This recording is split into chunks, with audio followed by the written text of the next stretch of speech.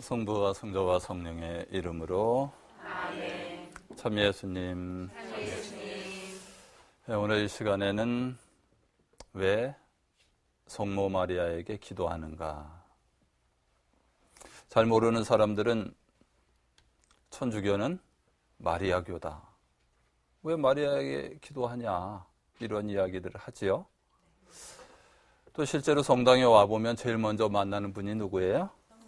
성모님. 그래서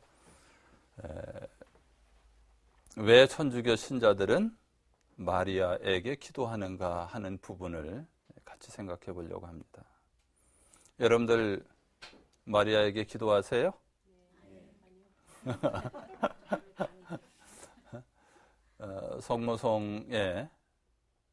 성모송으로 우리가 기도할 때 어떻게 되어 있어요?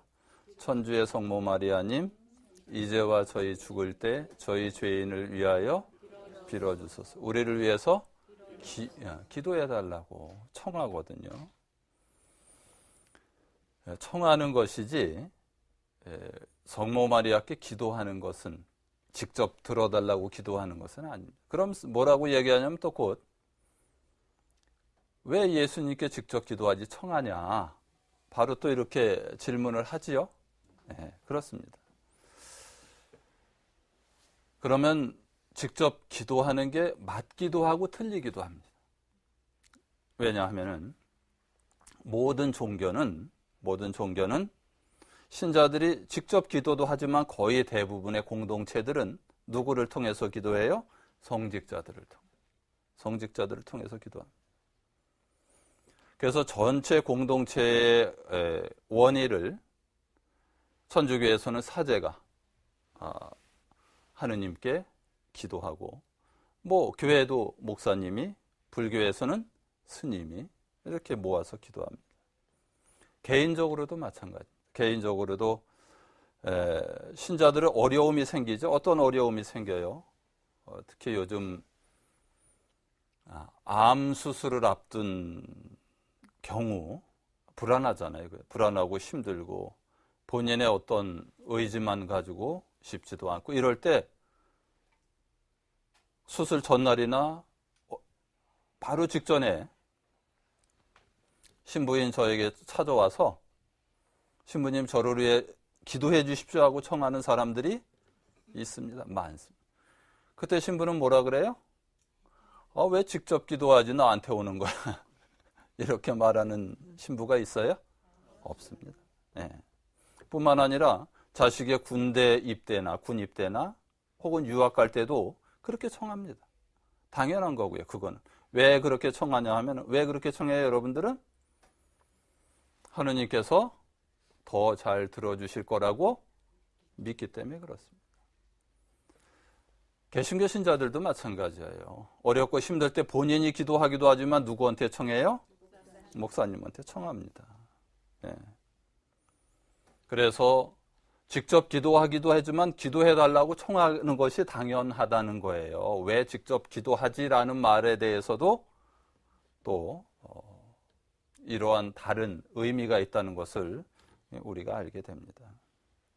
더군다나 우리가 성모 마리아에게 청하는 이유가 있어요. 여러분들 예수님께서 제일 먼저 공생활 첫 번째 일으킨 기적이 뭐라고 그랬어요? 가나의 혼인잔치죠. 뭐가 뭐로 변했어요? 물이 포도주로 변하는 그런 기적을 일으키신 것이 첫 기적인데, 그때도 마찬가지입니다. 혼인잔치에서 포도주가 떨어져서 아주 혼주가 곤란한 상황에 처하게 됐어요. 그때 성모님께서 예수님께 청하죠. 혼주가 곤란한 입장에 처했습니다. 그때 예수님께서 어떻게 말씀하세요? 때가 아직 이르지 않았습니다. 성경에 있어서 때는 무척 중요해요. 메시아가 오실 수천 년을 기다렸죠. 때가 중요해요. 때가 이르지 않았음에도 불구하고 성모님께서 거듭 청하시죠? 어떻게 됐어요? 예. 어머님의 청을 아드님인 예수님께서 들어주신다는 거예요. 예. 당연한 거예요. 그래서 때가 이르지 않았음에도 불구하고 어머님의 청을 아들인 예수님이 당연히 듣고 그렇게 부탁을 들어주셨죠. 뿐만 아니라 예수님께서는 십자가상에 못 박혀 돌아가실 때 거의 마지막 숨 넘어가기 그 직전에 십자가 아래에 있는 제자 요한에게 이야기합니다. 여인이시여, 이 사람이 어머니의 아들입니다. 이어서 그 제자에게 이분이 내 어머니이시다 하고 말씀하셨다. 그때부터 그 제자가 그분을 자기 집에 모셨다. 요한복음 19장 26절에서 27절의 말씀. 당연한 어머님에 대한 효를, 우리로 말하면 효를 다 하신 거죠. 그리고 실제로 요한은 이러한 예수님의 부탁을 그대로 실천합니다. 예루살렘이 그 로마군의 진입에 의해서 폐허가 될 때 어머님을 보고 성모 마리아, 예수님의 어머님을 모시고 피난을 가시는데 어디로 가냐면 에페소로 갑니다. 에페소. 터키의 에페소로요. 거기 가면 지금도 성지 순례를 거기를 가면은 요한의 무덤이, 제자 요한의 무덤. 물론 유해는 이제 딴 데로 옮겼죠. 무너져 있어요. 흔적은 그대로 다 있습니다. 거기에 가면은 제자 요한의 무덤이 있고, 그 다음에 그 옆에 성모 마리아의 생가가 지금도 순례객들의 발걸음을 그리로 불러 모읍니다. 그래서 우리가 성모 마리아께 전구하는 바로 이러한 이유는 예수님께서 어머님의 청을 그 누구의 청보다 더 잘 받아주신다는 그러한 믿음이 있고 또 그러한 성경의 말씀을 근거로 해서입니다. 그래서 우리가 왜 마리아께 기도하냐? 당연한다는 거예요. 당연히 성직자들에게 청하듯이 당연히 성모 마리아께 청하는 것이 더 잘 들어진다는 그런 확신입니다. 뿐만 아니라 우리가 성모 마리아께 청하는 두 번째 이유는 성모님은 우리 믿음의 어머니시라는 거예요. 믿음의 어머니. 여러분들 성모 마리아의 일생을 이렇게 되돌아보면은 정말 놀랄 정도입니다. 천사 가브리엘이 어느 날 갑자기 마리아를 찾아옵니다. 그리고 은총이 가득한 이여 기뻐하여라. 주님께서 너와 함께 계시다 하고 인사를 하면서 두려워하지 마라 마리아야. 너는 하느님의 총애를 받았다. 보라, 이제 내가 잉태하여 아들을 낳을 터이니 그 이름을 예수라 하여라 하고 하느님의 뜻을 전합니다. 이때 성모 마리아는 이렇게 응답합니다. 저는 남자를 알지 못하는데 어떻게 그런 일이 있을 수 있겠습니까?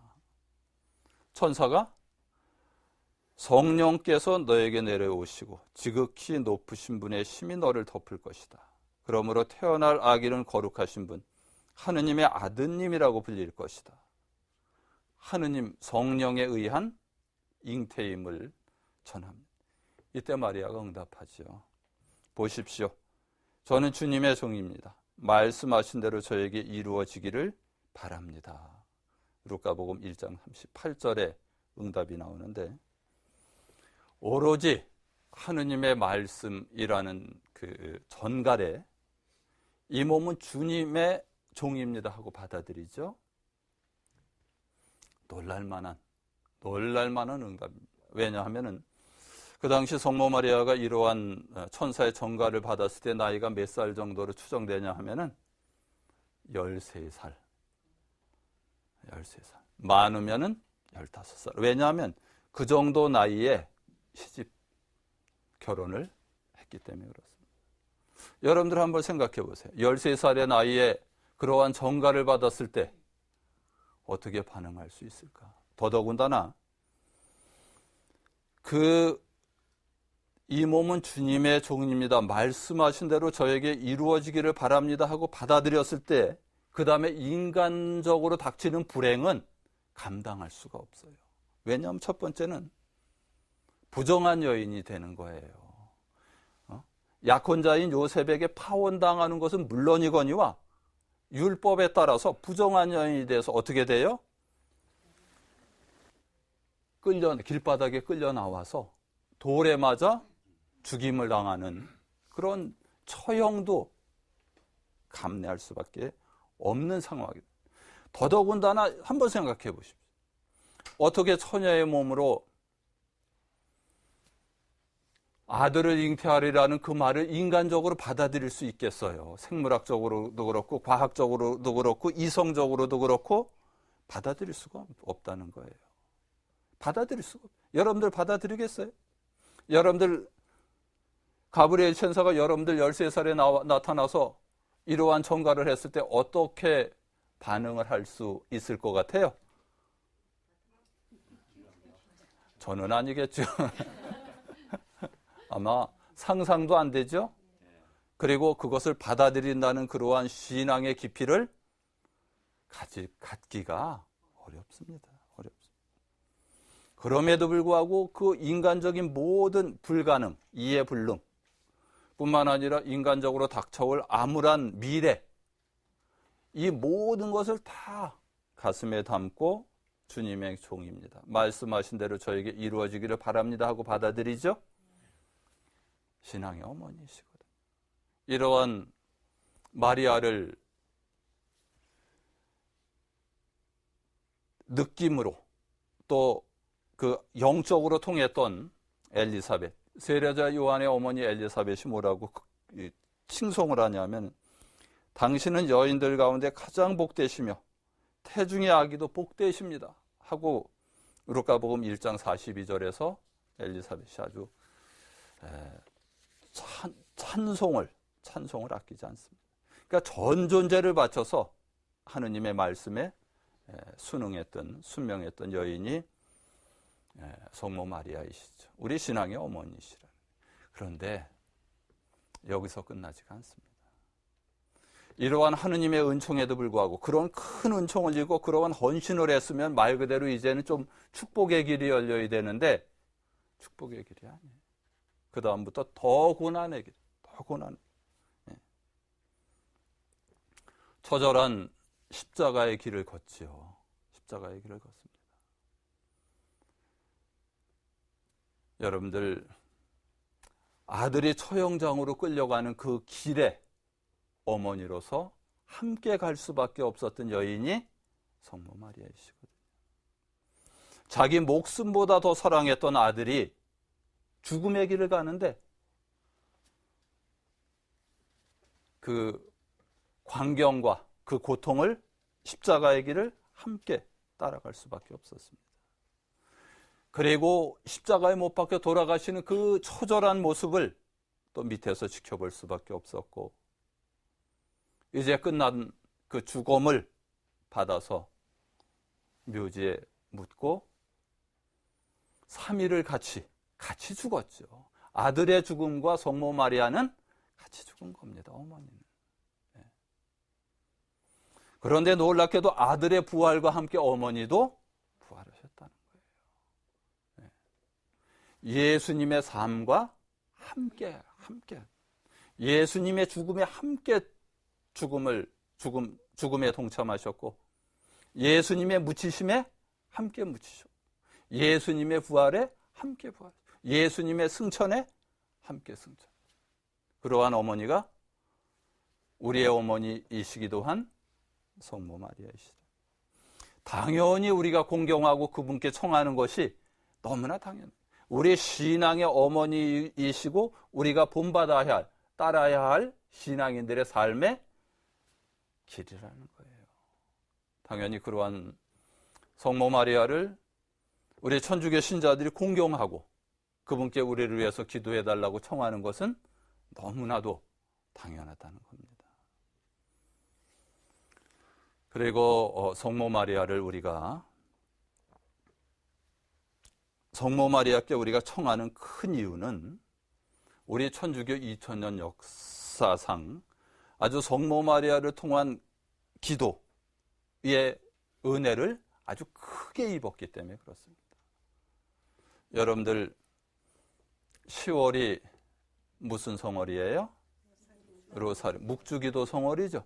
그 묵주기도 성월에 유래가 있어요. 어떤 유래가 있냐면 그 유래의 아주 깊은 체험은 1571년으로 확 500여 년을 거슬러 올라가는데 1571년 하면은 교회가 아주 상당히 힘든 때입니다. 우리 천주교의 역사 속에. 1517년 마틴 루터가 프로테스트 저항해서 막 세계 천주교회가 막 갈라지고 있었죠. 이러한 상황에서 아주 세력을 키웠던, 그래서 아주 큰 제국이 됐었던 그 나라가 오스만 터키라고 들어보셨어요, 여러분? 오스만 제국. 이슬람이죠, 이슬람. 그 오스만 제국은 점령하는 곳마다 전부 이슬람화 시켰죠. 뭐 지금도 마찬가지. 그래서 점령한 모든 것은 다 지금도 90% 이상 거의 대부분이 이슬람 신자들. 어디로 쳐들어왔어요? 이태리로 쳐들어온 거예요. 이태리. 그러니까 터키를 지나서 그리스를 지나서 이태리, 베네치아를 치고 어디로 들어오고 있었냐면 로마를 향해서 쳐들어오고 있었는데, 그래서 엄청난 대군이 몰려오는데 이 천주교 나라들은 막 분열되어 있었던 거예요, 그때. 종교개혁 막 이렇게 분열되어 있어가지고 천주교 연합군을 모집하는데 얼마 안 모이는 거예요. 그래서 모였던 나라가 베네치아라고 아시죠, 여러분들? 베네치아, 그 다음에 스페인, 그 다음에 교황청. 가까스로 소함대 정도를 꾸밀 정도예요. 저기 이슬람 오스만 제국의 군대는 엄청나게 몰려드는. 그러니까는 도저히 그 엄청나게 밀려오는 그리고 또 오스만 제국이 막 성장할 때, 힘이 아주 대단할 때였었거든. 그에 비해서 천주교의 이 동맹군들은 막 갈라지고 그리고 힘이 아주 약할 때. 그래서 레판토에서 해전이 벌어졌는데 방법이 없는 거예요. 그래서 교황 비오 5세께서는 이것만 가지고 안 되겠다 싶어서 모든 천주교 신자들 뿐만 아니라 장병들에게도 전부 성모님께 도움을 청하자. 그래서 성모님께 도움을 청하자고 묵주기도를 하게 하고 전부 뿐만 아니라 과달루페 성모님의 그 표상들 있죠. 그것들을 군인들에게도 이렇게 몸에 착용하게 하고, 그리고 모든 천주교 로마뿐만 아니라 전 세계 천주교인들은 성모 마리아께 전구를 해라. 이렇게 말씀을 내리고 본인도 로마에서 그렇게 그 기도를 하게 됩니다. 1571년 10월 7일 아주 그냥 세계 역사상 길이 남을 해전이 벌어졌어요. 이 레판토 해전. 이 레판토 해전에서 정말 불가사의한 일이 벌어졌어요. 수적이나 그 당시의 전체적인 전세로 봐서는 뭐 당연히 파죽지세로 밀고 오는 오스만 제국에 당연히 패했어야 되는데 이게 완전히 뒤집어진 거예요. 그래서 거의 전멸시키다시피 오스만 제국을 물리친. 그리고 교황 이태리를 비롯한 천주교들을 지켜낼 수 있었습니다. 이때 생겨난, 여러분들 아마 들어보셔서 알 거예요. 무적함대라는 말 아시죠? 그때 스페인의 그 해군들, 이때 전승으로 무적함대라는 그 호칭을 또 얻게 되고, 10월 7일이 여러분들 그래서요, 기념일이 됐어요. 무슨 기념일이 됐어요? 묵주 기도의 동정 마리아 기념일. 이게 승정 기념일입니다. 그때 만들어요. 그래서 여러분도 10월 7일에 기념일 지내는 거 아시죠? 그리고 10월 달이 묵주기도 성월이 된 거예요. 가장 큰 원인은 거기에 있습니다.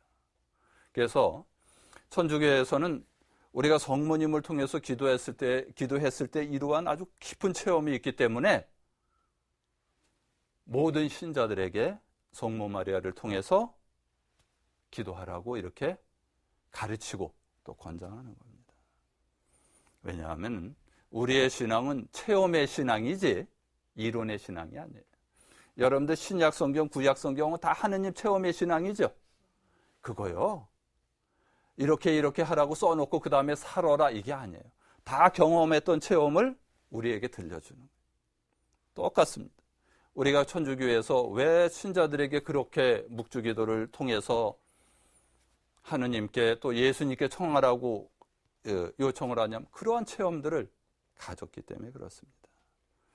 뿐만 아니라 네 번째로 우리가 성모 마리아께 청하는 또 큰 이유는 초대교회 때부터 모든 신자들은 그렇게 살았어요. 초대교회 때부터. 묵주기도가 어느 날 생긴 게 아니고 초대교회 때부터 신자들은 그렇게 살았습니다. 초대교회 신자들은 기도 대신에 장미꽃다발을 이렇게 하느님께 봉헌하기도 하고 또 순교자들에게는 장미관을 이렇게 씌우기도 했고 뿐만 아니라 여러분들 묵주라는 라틴어 아시죠? 로사리오. 로사리오가 무슨 뜻이에요? 장미다발. 장미 화한 이런. 그러니까 우리가 로사리오 마칩시다, 묵주기도 합시다 같은 의미, 같은. 우리가 기도를 하면서 하나하나를 장미 나무로 이렇게 엮고. 그래서 여러분들 묵주 대부분 신자들은 다 가지고 계시죠? 그래서 5단도 있고 보니까 지금 여러 개 갖고 계시네요. 보니까 손가락에도 있고 이 팔찌에도 있고 그다음에 또 주머니에도 있고 수녀님은 앞에도 있고 묵주는 이렇게 신자들은 그렇게 열심히 기도를 하는데 이 묵주기도 역시 마찬가지입니다. 묵주기도는 성모님의 삶만을 되돌아보는 건 아닙니다. 예수님의 전생애를 우리가 환희의 신비, 빛의 신비, 고통의 신비, 영광의 신비. 그 환희와 빛과 고통과 영광 이것이 다 누구의 삶을 묵상하는 거예요? 예수님의 삶. 매일 오늘은 예수님의 삶을 묵상하고 예수님의 주요 순간들을 성스러운 순간들을 기억하는 겁니다. 그래서 지금의 우리가 드리는 묵주기도 있죠. 빛의 신비 들어가기 전까지는 묵주기도의 교황이라 불리는 비오 5세에 의해서 1569년에 이렇게 만들어졌습니다. 뿐만 아니라 특히 이제 신자들이 그렇게 열심히 묵주기도를 이렇게 드리는 이유는 성모 마리아께서 전 세계 각지에서 발현이라 그러죠. 나타나셔서 묵주기도 바칠 것을 권고하고 계시죠. 1531년 멕시코 과달루페. 제가 아까 레판토 해전의 말씀을 좀 드렸죠. 그때 1531년이니까는 1571년이었죠. 그러니까 그 과달루페 성모님의 그 가르침대로 묵주기도를 바쳤고 1858년 프랑스 루르드, 여러분들 루르드 다녀오신 분 많이 계시죠? 그리고 1917년에 포르투갈 파티마에서 또 지금 여러 군데에서 성모님께서 발현하시고 발현하실 때마다 세계의 평화와 회개, 죄인들의 회개를 위해서 묵주기도 바치기를 우리에게 권하십니다. 교황 요한 바오로 2세께서는 우리에게 빛의 신비를 또 추가하시고 그래서 우리가 환희의 신비, 빛의 신비, 고통의 신비, 영광의 신비를 통해서 예수님의 전 생애를 이렇게 묵상하고 또 성모님을 통해서 기도할 수 있도록 이렇게 만들어 주셨습니다.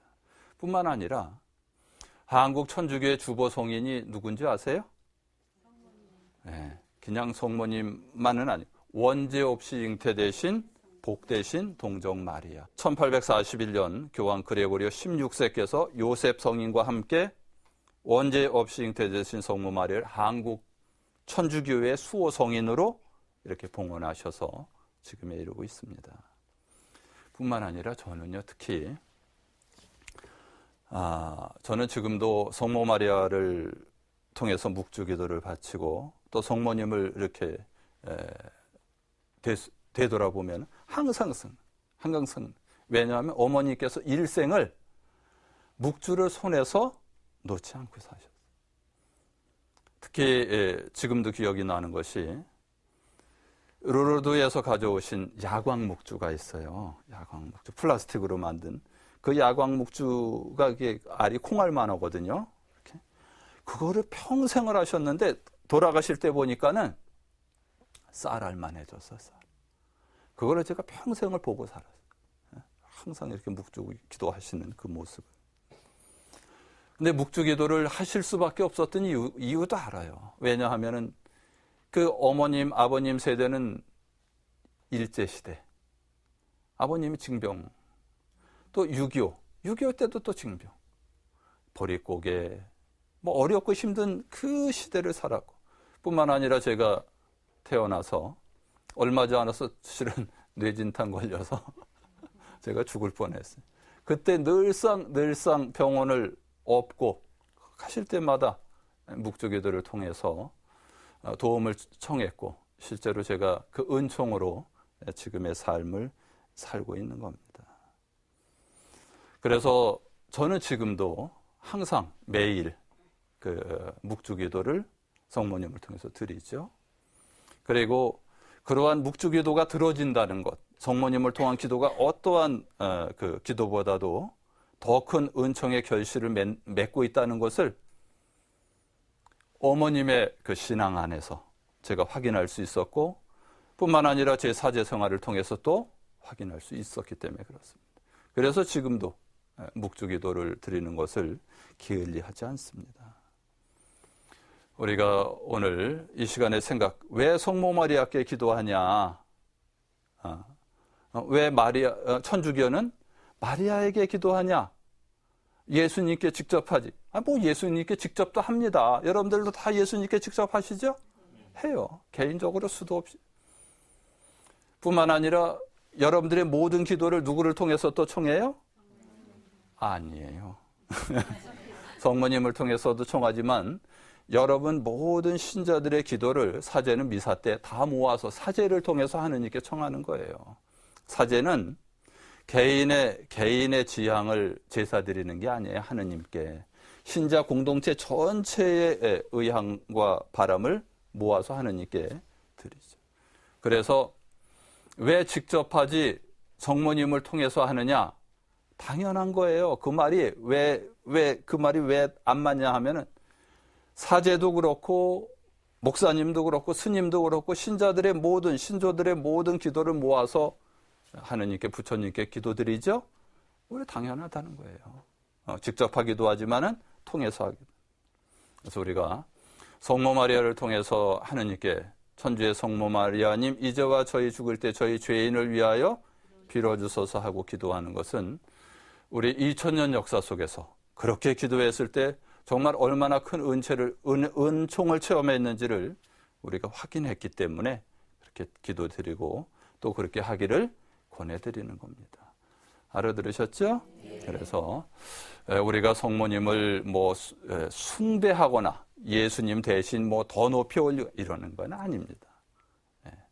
당연히 하느님의 어머니로서 우리의 청이 그 어떠한 우리의 그 기도보다도 잘 들어주신다는 체험이 있기 때문에 그렇습니다. 그래서 저는 여러분들이 정말 어렵고 힘들 때 저희 부모님께서 그렇게 기도하셨고 또 제가 또 그렇게 기도하고 또 여러분들도 그렇게 성모님을 통해서 큰 은혜를 받게 되기를 바라고 또 기원합니다. 오늘 여기까지 하고 마치도록 하겠습니다. 성부와 성자와 성령의 이름으로 아멘. 영광이 성부와 성자와 성령께 같이 이제와 항상 영원히 아멘. 주님께서 여러분과 함께 전능하신 천주 성부와 성자와 성령께서는 여기 있는 모든 이에게 강복하소서. 성부와 성자와 성령의 이름으로. 수고들 하셨습니다.